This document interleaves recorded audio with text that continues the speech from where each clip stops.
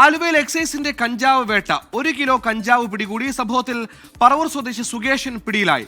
ആൻമരിയ സണ്ണി കൊച്ചിയിൽ ചേർന്നു. ആൻമരിയ, എന്താണ് വിവരങ്ങൾ? എന്തായാലും വിൽപ്പനയ്ക്ക് എത്തിച്ചതാണ്, വലിയ ക്വാണ്ടിറ്റിയാണ്. ഇയാൾ സ്ഥിരം ഇത്തരത്തിൽ വിൽപ്പന നടത്തുന്ന ആളാണോ? മുമ്പ് സമാന കേസുകൾപ്പെട്ടയാളാണോ? കഴിഞ്ഞ കുറച്ച് ദിവസങ്ങളിലായിട്ട് ഈ എറണാകുളം ജില്ലയുടെ വിവിധ ഭാഗങ്ങൾ കേന്ദ്രീകരിച്ച് എക്സൈസിന്റെ വലിയ തരത്തിലുള്ള ഒരു പരിശോധന നടക്കുന്നുണ്ടായിരുന്നു. ഈ പരിശോധനയിലാണ് ഈ പറവൂർ സ്വദേശിയായിട്ടുള്ള സുകേഷിനെ പോലീസ് അറസ്റ്റ് ചെയ്യുന്നത്. ഇയാൾ അനസ് എന്നാണ് വിളിക്കപ്പെടുന്നത്. ഇയാളുടെ കയ്യിൽ നിന്ന് 1 കിലോയിലധികം വരുന്ന കഞ്ചാവാണ് എക്സൈസ് കണ്ടെത്തിയിരിക്കുന്നത്.